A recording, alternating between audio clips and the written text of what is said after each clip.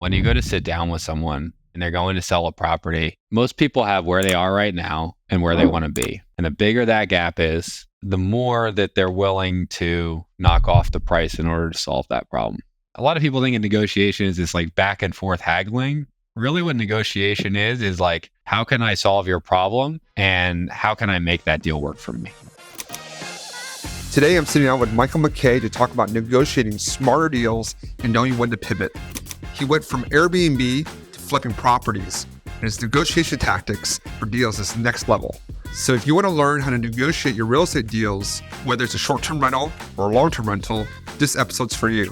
So let's get into it. Welcome back to STR Like the Best. I'm your host, Michael Chang. The purpose of STR Like the Best is to help you better invest your time and money in short-term rentals and real estate investing. And I'm really excited to invite my friend, Michael McKay, onto the show. Mike, thank you for taking the time to join us today. Yeah, I appreciate you having me on. I appreciate you joining. Mike is probably one of the longest friends I've had in real estate broadly ever since I started short-term rentals, Airbnb investing back in 2016. Our short history is Mike used to live in New York and he had these meetups. And my wife, Liz, went to one of his meetups back in the summer of 2016, I think. And we were encountering growing pains and trying to figure out how to scale our business. And Mike has been, really a mentor to us in that regards and has been really generous with his time and his expertise. So I'm excited and like kind of honored actually to have you on because we've been trying to do this for a long time, but you have been, not just to me, even to other people that I've talked to, like, oh yeah, McKay, yeah, I know McKay, and yeah, so that's it. It's good to have you on. Yeah, happy to be here. a man of few words. So Mike, it's your show. Perfect run of podcast. No, but Mike, why don't you introduce yourself to the audience and maybe just give us a little bit, start with what you're doing now in Jacksonville, but a little bit of the history too in short-term rentals. Yeah. So I'm actually not in the short-term rental business anymore. I'm still in real estate investing in Jacksonville, Florida now. We buy and flip a lot of properties down here. Specifically, actually, one of our big niches is we flip a lot of mobile homes on land. But prior to this, I was in the short-term rental business for a long time. I'm actually trying to remember the year that I started, but I guess it was before 2016. So I, got in the short-term rental business in New York City. Started out kind of accidentally renting out my room. Not accidentally, but I guess it was 2014, and I was going to Spain for 2 weeks, and I heard about this Airbnb thing, which sounds crazy now because everyone knows what it is. But back then, wasn't like everyone knew what it was. I told my roommate, I said, hey, do you mind if I do this thing?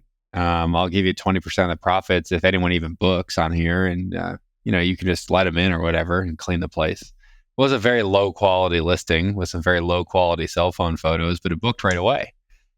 And my share of the rent for that apartment at the time, I think, was $1,200 a month. And I made like $1,100 in my 11-day trip with totally unoptimized, listing, right? So that was clearly not the potential, especially since it booked 2 hours after I put it up. So now I realized I left money on the table. But at the time I was happy. So from there, I, kind of started to see, okay, well, I've always been an entrepreneur. There's this potential of this as a business. So when I moved to a new apartment, I decided to get an extra room, do it full time. And then I started picking up some places in Jersey City. I partnered with some guys and we ended up picking up quite a lot of places in Jersey City and then quite a few in Arizona. That was a little bit of a disaster that we can get into in this conversation if you want to. Yeah, no, we should. And I was ultimately kind of ramping down the short-term rental business as COVID came. I had a couple units left in Jersey City. And, I realized at the end of the day that frankly, I just didn't like hospitality, that I was really more of an investor. Only took me, 6 years to figure that out. Right. But I think it's a great business, but I don't have the hospitality mindset. So I decided I wanted to focus on, what I do well, and what I enjoy, which is being an investor. So that's why I took the turn. So Nothing wrong with the short-term rental business. Just realized it wasn't for me anymore. Oh, that's great. And I think know thyself. I forget who that quote is from, but I think as you get older and with more life experience and the bumps and bruises that come along with that, I think that adage, at least for me, I think about that every day more and more. Like, what are you good at? And what do you like? What do you want to spend time on? I think that ultimately, this is the part about, investing your time, not just your capital, but also your time, or financial capital, but also your time. It's, if you're doing something that you are good at, like, you'll probably enjoy it more. And if you enjoy it more, you'll probably spend more time doing it and be better at it. And then that compounding effect of doing something for a long period of time that you like, that you enjoy success, it usually leads to, good things. But we'll circle back on the short-term rental side and that history. I think that's actually it's a really interesting note for folks that are listening to this, that have flipped before or wholesaled and done a lot of the other things in real estate investing, and kind of hearing your story and now how you built your real estate business. I'll let you describe it, your real estate business in Jacksonville. So, along that vein, like, when did you move down to, you were living in New York. When did you move down to Florida? So I think it was about October or November of 2020. So I moved out of New York, obviously beginning of COVID. I wasn't trying to stay in New York City at the time. So I had gone back to Connecticut for a bit, but I never really was much of a fan of Connecticut. So I, left a few months later. No offense, I didn't want Connecticut. And I came down here. So why Jacksonville? Why not, Orlando, or, Miami? Miami was obviously like the big hotspot during COVID.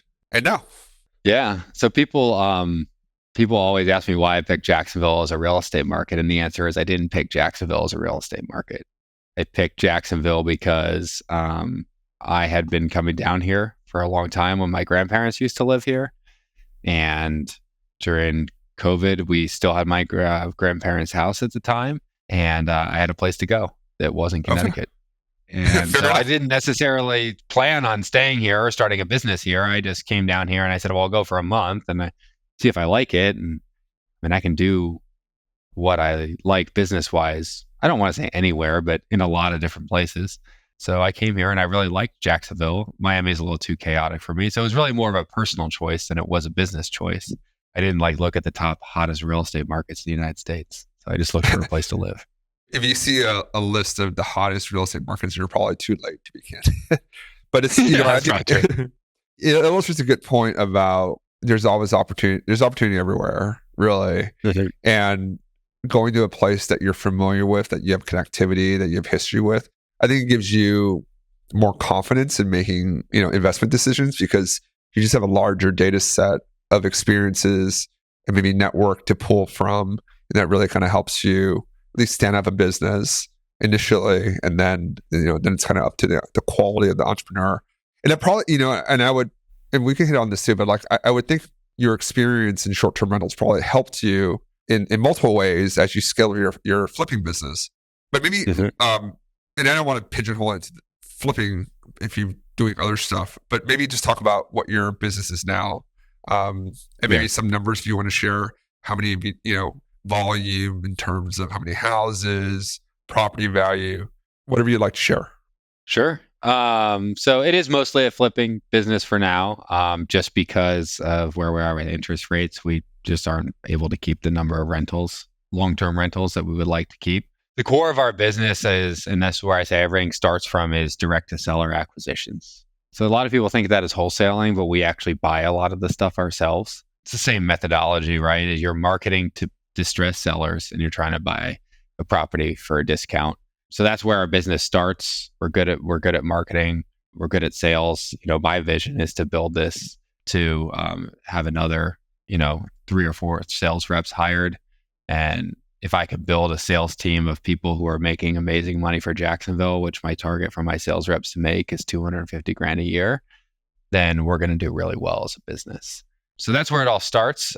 We go and we get the deals, we get them under contract, and then we decide what to do with them after. We know we have a deal. I like being on the direct to seller side because I heard this from a friend a long time ago who's done thousands of deals. And he said, in real estate, you make money buying one-to-one and selling one-to-many. if I'm sitting across the table from you, I can offer you something that might be very easy for me to offer you. Like maybe I can close quickly, maybe I can let you stay after closing, whatever that might be. I can solve your problem.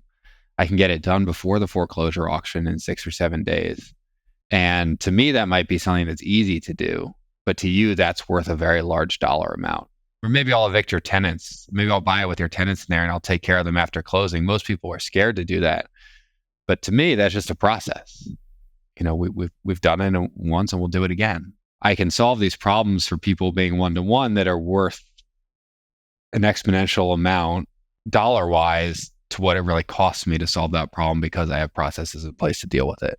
So in terms of like volume, what we're doing now, we are probably doing 5 or 6 deals a month at this point. And we try to focus on deals that a lot of people who are just in the wholesaling business, they don't do other exit strategies. They're trying to make 10 grand a deal or 15 grand a deal.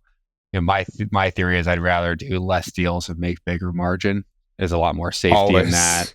Gives you a lot more flexibility on the deal. So we're targeting, depending on the property type, either a 30 or 40 grand gross profit on each deal. Okay.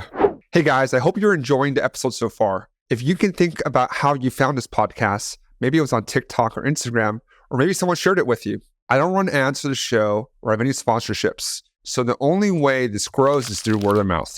If my podcast is valuable for you in any way, please hit the subscribe button and share this with someone who you think would help their investing journey or business. Thanks a lot, and let's continue on with the episode. So let's kind of dive in. Let's just dig into that. I think 2 parts. I want to dig into the selling part, which I know you're very good at, and then also the how you are able to do in the negotiation part, right? Because to your point on the one-to-one, and funny enough, that's how we scaled our acquisition. We bought one property. So, we have, I think at the time, probably 20 short-term rental units that we didn't own, that we, utilized the rental arbitrage strategy where, we would go to these large buildings in Philadelphia and rent apartments and then re-rent them on Airbnb. We actually hadn't owned anything yet or any short-term rentals yet. And we bought one property through a broker in the Smoky Mountains in Tennessee. And the market was, and we closed September 2020 and the market was, white hot. And it was just so hard to get any deal to do. And I don't know if it was from you actually, because I asked you, then you were doing direct to seller.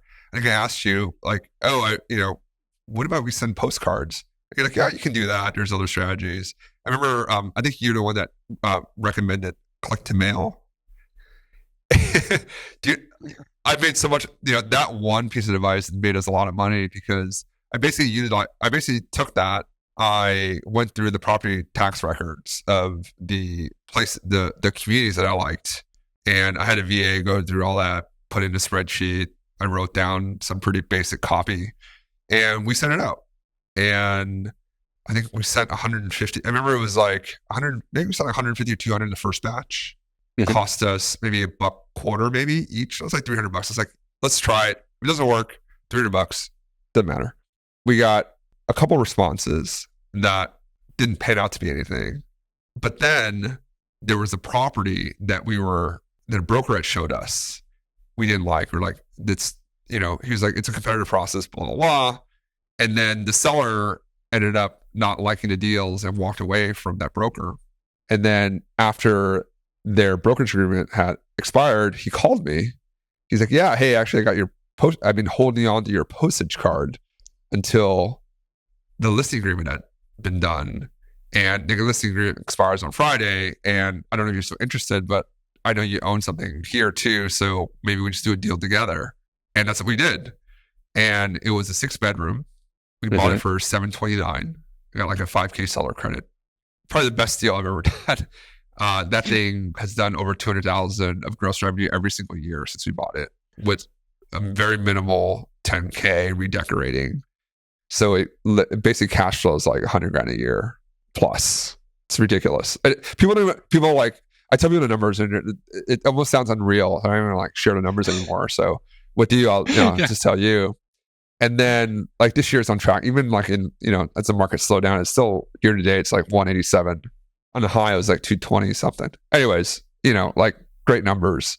And the properties, I could sell it in a week for like 1.2. And if I put it on the market, I get like 1.4 for it. So, and then that was curious. So we did 4 of the deals exactly like that afterwards until the rates. Yeah. And Kenny, we should win a lot faster. I was too new at it. But yeah, that 1-2, I appreciate your patience. Like that 1-to-1, I was able to solve a problem for him because he didn't like the sale process he didn't like an auction process. He was like an older gentleman and he just wanted to deal with someone that he could pick up the phone and talk to. And, he had friends coming in, so can we delay the closing date by a few weeks? I have some friends coming. Sure, no problem. Whatever, right? Yeah.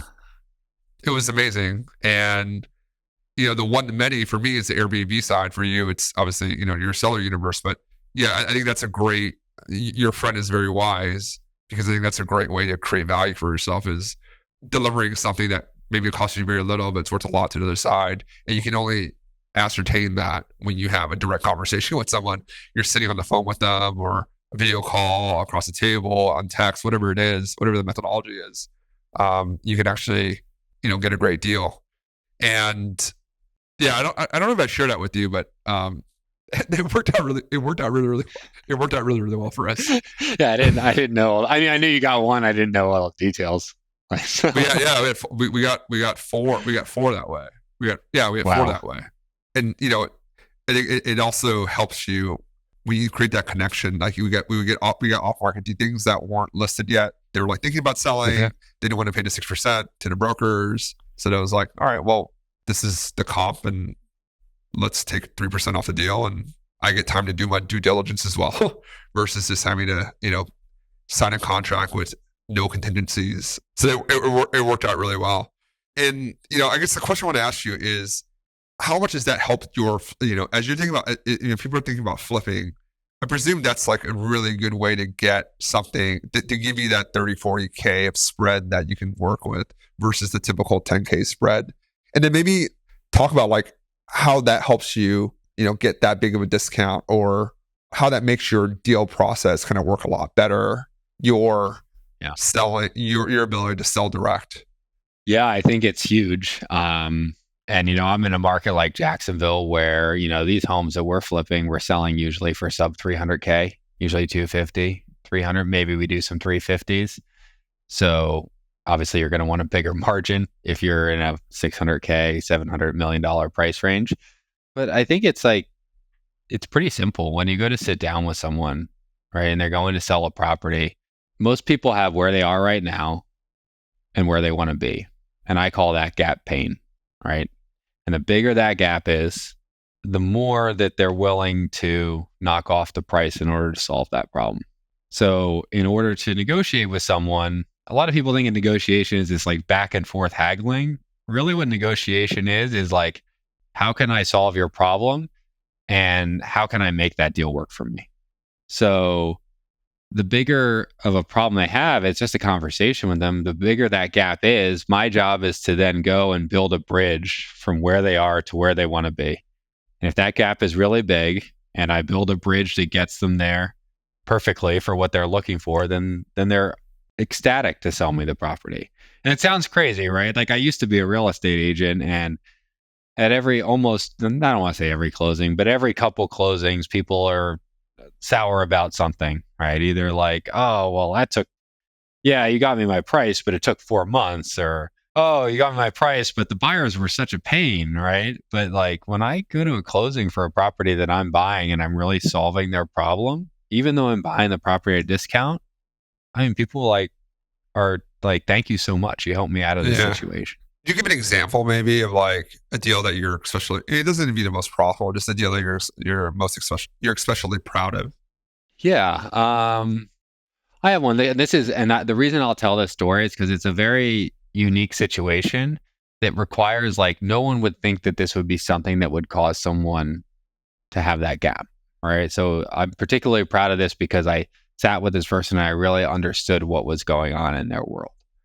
And then I was able to solve it and we were able to get the deal. By the way, it's probably one of the nicest rental properties I ever bought. Her and I met at a coffee shop because she didn't want to tell the tenant that she was selling it first. I saw it after. And when sellers tell me a property is nice, I kind of think it's nice, but I'm sure they're sugarcoating it a bit. This was nicer than she told me. The cleanest rental property I've ever seen. But I was sitting down with her in a coffee shop, and she had this newer home. I think it was a 2004 built home, and she was telling me, she's like, I've got a tenant there. She told me what they were paying rent. It was a little under market, but I was like, she was like, it covers the mortgage, all that, and I'm like, I just didn't understand why she was selling it. And I just told her that at one point. I'm like, hey, it seems like you got a good thing going here. I mean, your rent's a little under market. You could probably get a little bit more, but I mean, they're paying the rent. Like, house is in good shape. Like, why did you even want to meet with me? And she's like, well, I'll tell you. So my son is kind of a deadbeat, and he knows I get the rent on the first of every month. And on the first of every month, or the second, he gives me a call and says he needs money. And I don't have the heart to tell him no. So I pay him, and then I give him money, which he says he'll pay me back, but he never does. And I get behind on all my bills. Even though I'm getting enough to cover the mortgage and everything. I mean, she was actually, making a couple $100 a month in cash flow, even at the low rent. And she's like, all I want to do, Mike, is I want to sell this property. I'm going to take that money. I'm going to put it in a retirement account. And I'm going to put it in a retirement account. So when he comes to ask me for money, I can say, I'm not allowed to touch it. It's in a retirement account. Interesting. Wow. I said, that's it? She's like, that's it. If you can just get me out of this thing, I don't want to deal with it for another month. On the first of the month, he's going to come back and ask me for the money again. And I know I'm going to give it to him, and I don't want to give it to him. Wow. And we did the deal. And I still own that rental property today. And it was a great rental property. And she was happy to be done with it. And yeah, I bought it at a pretty significant discount. That's amazing. Wow. She didn't want to wait and deal with her son for a few more months. No, Man, that was it. Wow. Okay. I mean, these are like those situations that you never hear about because it's probably too specific, but I think it illustrates the power of being just a human, right? Like, I mean, this person was obviously an intelligent person that wasn't in any kind of, it wasn't in financial distress, more like a bit of emotional distress. And it's tough to suss out, but you're like, hey, well, like, I'm a real person too. I understand your pain point. I can deliver the solution that you want.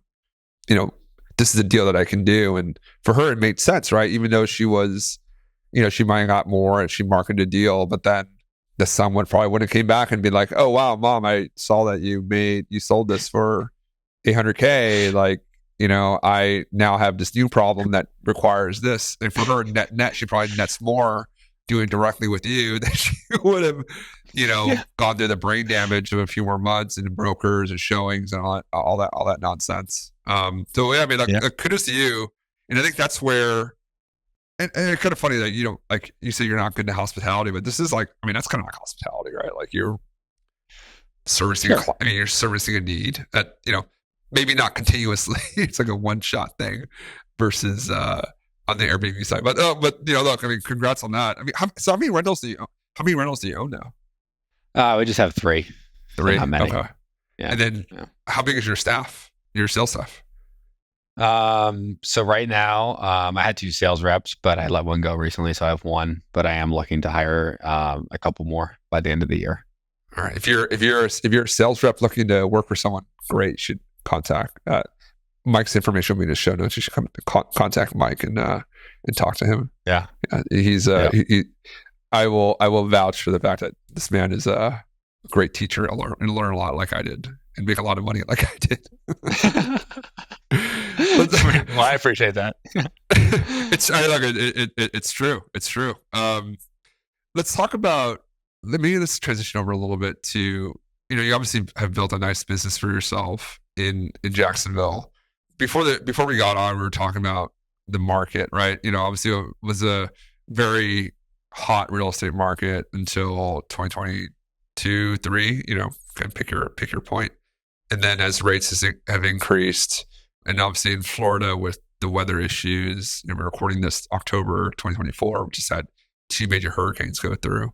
Maybe describe how that's impacted your business with the kind of the general slowdown in real estate. And I think Florida, like, there's a lot of noise about how things are, and really things are painful right now there for real estate investors. Yeah. I think that there's a couple of things that shifted. So at the height of the market, when interest rates are low, Jacksonville was a hot spot for institutional hedge funds buying properties. And I used to sell a lot of properties to institutional buyers. So once interest rates changed, that kind of went overnight, right? The institutional buyers were like, well, it no longer makes sense for us to buy these properties at 6.5%, 7%, 8% rates. Actually, hey, Mike, can I pause you for a moment just for folks? Can you define institutional investors, please? Yeah, so it's typically like hedge funds. So they would probably own anywhere from 500 to 3,000 single family homes. Okay. In just the Jacksonville market, which is pretty significant, right? Considering that there's only about 250,000 homes in the market. 10%, yeah, 10+%. So there was multiple of those institutional buyers, and Jacksonville wasn't the only city that they were buying in, but basically these institutional hedge funds saw that. I mean, Blackstone was, the original ones who started this after the crisis, but they realized that, they could get money at X and put it into single family rentals and make a return on it, right? And obviously the values were going up. So they were buying a lot of inventory of what we called locally hedge fund houses, which are 1990 and newer builds, 3.2s, 1,200 to 1,800 square feet. So during that time, a lot of people who were flippers were really just flipping to hedge funds as opposed to flipping to the retail buyer. Gotcha. And now that market's shifted, right? Yeah, now I haven't sold a house to an institutional buyer in 2 years. Okay. So Who's and there was buying a it year now? where there's a year where it was probably, I don't know, they maybe were 70% of the deals that I would do were going to institutional buyers. Who's buying it now? Retail. I'm just selling it to homeowners. Right, we're renovating the properties and selling them, or we would do some wholesale. So we do sell to a couple other investors in town, or we'll put stuff as is on the MLS. So kind of you're just normal, the normal way of doing real estate is Fair enough. until 2018, the way of doing real estate before. So fair enough. Look, I think it's a positive. I'm sure the hedge funds are renting them out too. But, getting that housing stock back to the person on the deed is actually the person living there, I'm sure has some nice positive knock-on benefits as well. But it did, obviously rates impact the market in general, but in Jacksonville, on top of that, when you've got institutional buyers purchasing, 25% of the inventory at a time, right? When those buyers drop off, that causes things to change. So, I mean, fast forward to now, like a lot of the people who were doing what I was doing back then, a lot of them either they were too heavy into institutional buyers only, they didn't pivot enough. So they some of them lost their shirts there, holding on to a lot of inventory. Others just, a lot of like when there's hard economic changes, partnerships dissolve, right? People realize that, if we're going to make a change, well, it's kind of hard. It's when you're making a couple $1,000,000 a year, you're like, well, even if everything's not perfect in my partnership, then, well, we're going to keep doing it. Right. Yeah. So a lot of like kind of the partnerships fell apart here. And then a lot of the people who were just wholesaling and they were just doing a deal here or there because wholesaling was the hot thing. When you started to have to know sales and negotiation and really how to put a deal together and to bring capital to the table, they were no longer buyers in the market. So it's become a lot easier to buy. Obviously, you run into issues now where there's some like issues of people bought their house recently, it's not enough equity, right? So that's something you run into. But it's more challenging to sell even like a fully renovated, retail product on the market. So, it's always this thing. It's always when you're flipping, it's either easier to buy and harder to sell, or easier to sell and harder to buy, right? Because they're inverse of each other. Right. So right now we're just focusing on making sure that we can negotiate really well, pick up things at prices that actually make sense so we can get the deal done. And then we've recently started doing some unique stuff with our renovations because we realized a lot of people are doing just cookie cutter renovations.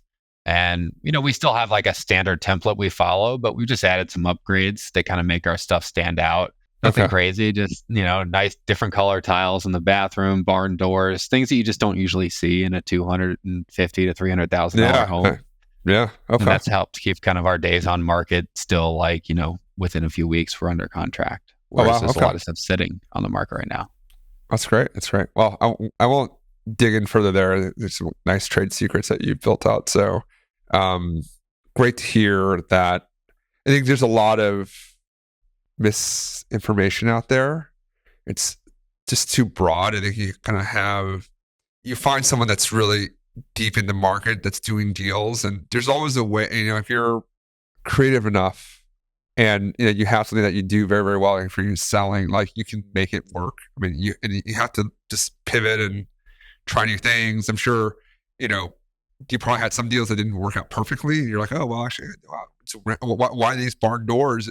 The ones in barn doors seem to have 10 fewer days on market. Like, it's probably not the standard not a standard template that you buy. Like, oh, maybe we should do barn doors. Are they hard to do? No, you just, okay, like extra, X dollars, but it's 10 days fewer holding period. That sounds like a pretty good, and we're getting the price of you one. Let's just do this.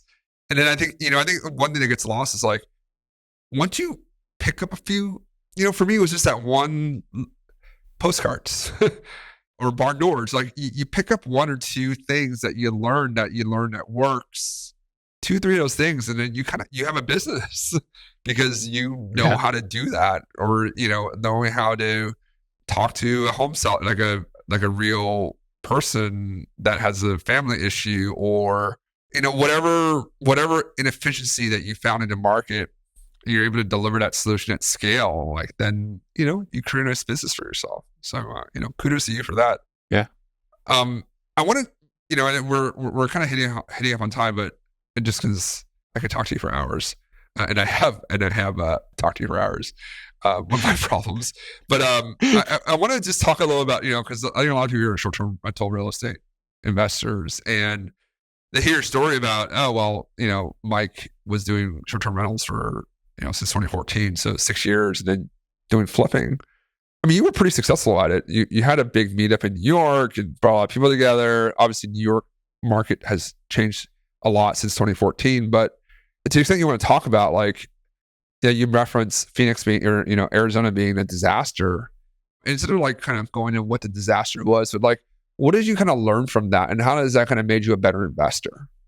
Yeah, the biggest Easy lesson question. I learned from the biggest lesson I learned from Phoenix was be different. And what I mean by that is, and I'll tell everyone what happened because it's just what happened, is when we went out to Phoenix and we started looking at different markets, because Jersey City, there were some rumblings of regulation that was going to be passed. We were doing really well there, but we decided, well, if there's rumors of regulation that aren't going to be favorable, we probably shouldn't be investing more money than we already have here. So we did what everyone did. We went out and we looked at the data, right? AirDNA at the time, I don't know if that's still what people use, but that's what we were using at the time. And we were also looking at regulation in the Phoenix market, actually the Arizona market in general. And this is all at the time, guys, because I have no idea what's going on now, had really favorable regulations where the state had said that like cities actually couldn't really restrict short-term rentals beyond a certain amount. So we thought that that was favorable. And then kind of the data showed that, there was we were doing a lot of arbitrage. So there was a good spread to be made between what we could rent something for and what we could make on a short-term rental. We made a bunch of deals, kind of like you guys did in Philadelphia, with owners of large multifamily buildings. And we started ramping up there. And what we discovered is that other people had also been looking at that data and also ramping up a lot. And essentially the market cannibalized itself, because we had nice units. Don't get me wrong. These are 2 bedrooms, 3 bedrooms in multifamily buildings with all the amenities you could want, like pretty nice place to stay, right? But so many units were coming on the market to the tune of like a couple hundred every month at the prices. We thought we were going to get 150 a night, and we were getting like 50 or 60. And there was not 50 or there was not a room for error in our projections of $100 a night. Right. Right. So what I learned from that is you got to be different. The problem is it was so easy for everyone to scale up in these large multifamily buildings, and the lack of regulation that everyone decided to do it, including us, which meant that, like, okay, great, your units are decorated nice. Well, so is everyone else's, Right. because they're all corporate companies who know what they're doing. And so if I want to do it again and be different, I probably would have looked at like the type of inventory that's kind of hard to replicate. I would have said, and I just got back from Scottsdale, right? And you know what I did when I went to Scottsdale? I said, I don't want to stay in an apartment. I want a single family home with a pool, and Yeah. had a mini golf thing in the back. I didn't actually play it, but I was like, that's kind of cool, right? Like The that option of playing is it. right. Like maybe it just made me click in the listing. I don't know. Yeah. But I would have done something different. All right. And that's kind of a lesson that I took from there that I've applied in my investing, right? In the flipping business, which is when the market started to change and there's a lot of competition because there's a lot of flips on the market. I'm like, well, let's do something different than everyone else. Yeah. That's a great point. But yeah, I learned that lesson the hard way in Phoenix. Well, yeah, no, I think that's a great point. I want to take a slightly different angle on that one. I think there is. I mean, it would surprise you that Phoenix is, at least downtown core Phoenix, is actually a very, very good. Now it's actually a very good market, and a lot of some supplies come out. Although if you look at the numbers, we still use AirDNA, so I think the gold standard. Supplies continue to increase. I think the demand is just there's probably just too much supply at that one period of time, and then demand didn't have time to catch up. And if you're not well capitalized, you have enough runway to have the market right size itself. But it's we have a student in our mentorship program who has over 100 units in overall, and he has 70, 80 units in downtown Phoenix. And I've seen some of the numbers, and so those 3 bedrooms like are pretty eye-watering actually, what you can do to help.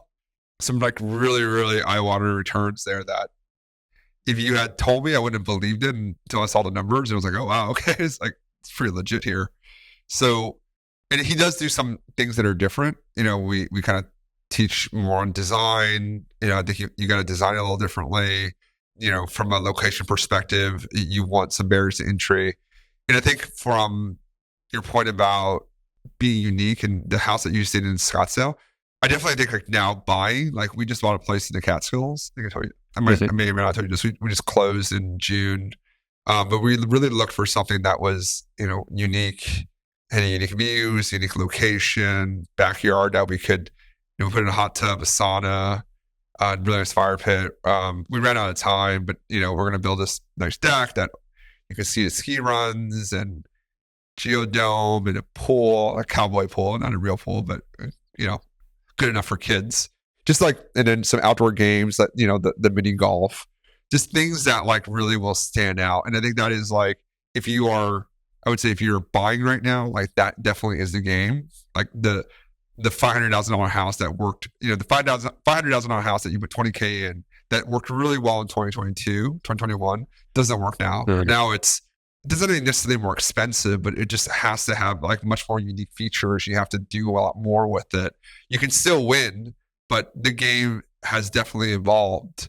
The playbook for 2020, 2021 that just doesn't work anymore. I think on the arbitrage side, what I would say is in a similar vein, obviously you can't do like a lot of the backyard stuff, but it's more of finding markets that have some sort of regulations. I think that's actually a good thing. In Philadelphia, for example, there's some pretty strict regulations, and if you have the right zoning, the right buildings, those kind of things, those are real barriers to entry. So if you're listening, Mike's point is absolutely spot on, right? Like you don't want to have a commoditized product in general, right? Just because all you're doing is competing on price, and that's really a lose-lose situation, right? You want to find some differentiation, whether in the property, regulations, amenities, whatever it is, that you can set yourself apart, because that'll give you pricing power, and that will attract hopefully higher quality guests. And you still have to serve them, which I guess with Mike, it's good you don't like that, one less high quality operator to compete against, but because you have all the tricks in your bag. But it's the game is different. It still can be very profitable, but now we're doing $800,000 a night stays, right? We're not doing the $300 a night stays that like we're the bread and butter. You just have to kind of evolve your game, I guess. But yeah, Phoenix is it's not bad actually. Yeah, I'm not saying that no one going to Phoenix. This is more just my experience at the time, which was what, I don't know, 6 or 7 years ago. But I like what you said about the Catskills place that you have, because the last time I looked for before Phoenix, I wasn't going to get a sauna in Phoenix because you don't need a sauna in Phoenix, but the Airbnb I stayed at, yeah, exactly. The Airbnb I stayed at before that, though, you know what I was looking for at Airbnb? Sauna, hot tub, pool. Like those were my things. And I was willing to pay a lot of a premium just to have a sauna because I like going in the sauna. I like that. And I did. And there was only a certain amount of like listings that had it. And I just picked the best one. And there was only that person wasn't competing against 500 anymore. They were competing against 12. 20. Yeah. Yeah. Exactly. And then if you can layer on the amenities where you have obviously high quality, a product that's well designed. Like we use Summerled, it's a design firm. We actually paid, a 6-figure amount to design work. Wow. And then obviously the cost to do the work, and then the amenities. So it's a significant investment, but you start layering on a house that was built in less than 15 years ago, view of the mountains, nice backyard, hot tub, sauna. That's really well done. Landscaping, fire pit with like real outdoor lighting. And next year we build the deck with a geodesic dome that looks out, the cowboy pool, the outdoor chess, the putt course, the volleyball court. Like those kind of things, right? Like I don't want to compete against that. The goal is like try not to compete against anyone, right? Like you just have a really great product, and someone, our goal is like someone or two groups of families in New York City that want to take their families, within 2 hours of New York, get in a car and drive up for 4 or 5 days and enjoy themselves, like, and willing to pay a premium. Because it's not, if you think about it, it's not that much, right? It's like $1,200 a night, or $1,500 a night, which is the high end, like $750 a night. Okay, when you split between two people, right? And then you have, 2 kids. Okay, so let's say that's 2 hotel rooms, like $300 a hotel. Like you can't get a hotel room for $300 a night in New York City anymore. Like you're in the Hilton on 42nd Street. That's a $500 a night hotel, and that's 100 square feet. And you're, so that's the thought process that we have, and we've only operated for 2 months, and it's done well. But I think you need 12 months to have a better bearing if you're right or wrong. But I think that's where we really, on the short-term rental side, really try to teach others, like, this is like a playbook that works. But it's not, it's not as easy, right? You have to do the work, but you have a really nice quality property in the end. Versus some of the, ones I'll say in the Poconos or whatever, it's like $200,000. It's like built in 1950, and like it's like I wouldn't go back. I want to I just more like I want to go to a place where I go back. So hopefully I can host you, and if you ever want to go up there, check it out and let me know what you think. Yeah, I'm down. We've gone way over time. I really enjoyed this conversation, and appreciate you kind of sharing what you're doing in Jacksonville. For folks out there that are interested in what you're doing and want to connect with you, what's the best way for folks to reach out to you? You can just DM me on Instagram. So it's Mike_McKay, MCKAY. Or you can send me an email at mike@unloadmyhome.com. That's UNLOAD, myhome.com. Okay. Well, I'll make sure to put all the contact information in the show notes. And if you are looking to invest in Jacksonville, or looking for a really good sales role, reach out to Mike. I'm sure especially if you're looking for a really, especially if you're good at sales and you're looking for a role. If you want to move to Jacksonville and make $250,000 a year, reach out to me. It's a lot better than there are a lot of out of work enterprise SaaS salespeople right now. So, if one of you guys are listening, this is not a bad landing spot. I kind of got away from this question, but for you, I want to ask this because the question I want to ask you is, what is the kindest thing that someone has done for you that's helped you in your real estate practice? And I've kind of gone away from this question, but I've asked you this because the time you spent with me and Liz to help us grow our business is actually one of the kindest things that someone's done for us. So, we appreciate that. So that's kind of, for me, that's one of the kindest things that's happened for us in our journey was your time and helping us on the VA side, introducing us to, the people within your network to help us grow, introducing me to Click to Mail. Maybe, is there something, someone along your journey that has done for you what you've done for me and Liz? Yeah. Definitely. I mean, I think when I came down to, I'll give two examples because two of them really stand out to me, which is when I first came down to Jacksonville.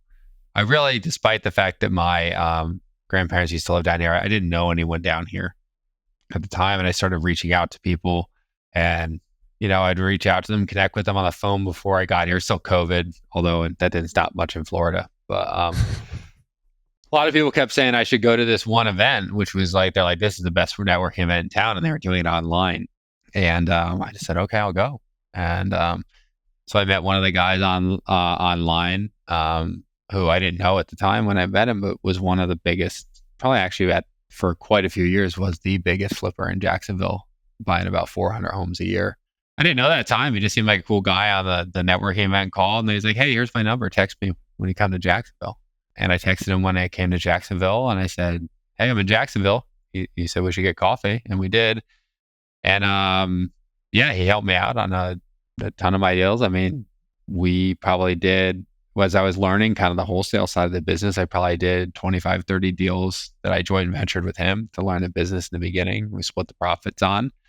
Nice. So that made and I learned a lot of stuff from him as well about kind of leadership and business. So he's a great guy. I'll just throw his name out there because he's cool. His name's Pat Flynn. He's also got a podcast, which is cool. So he helped me a lot.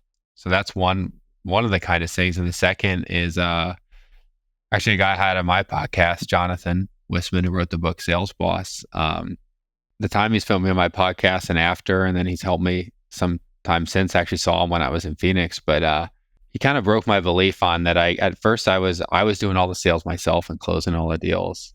And he just broke my belief and then helped me build out the structure to build a successful sales team. Yeah. Broke my belief that I was the only one that could do it. He's like, you can hire people who are better than you and you should.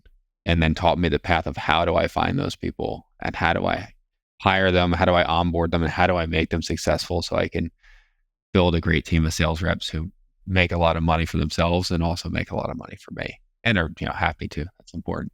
Yeah. So those two people, I mean, there's many more, but those are the two that come to mind when you ask that question. Well, shout out to Pat and shout out to Jonathan for having an abundance mindset. And this has been great to have you on, and folks that are listening, really try to find good quality people on the podcast to share their stories. And if you found this helpful, please make sure to subscribe to the channel, the YouTube channel, or to, if you're using Spotify or Apple Podcasts or, whichever podcast platform, please definitely share, subscribe. We'll have other guests on that, will present different perspectives on real estate investing more broadly and short-term rentals. And appreciate you listening. And Mike, thank you very much for joining us today. Really appreciate your time and sharing all these nuggets of wisdom with STR Like the Best community. Thank you. Yeah, you're welcome. Thanks for having me on the show.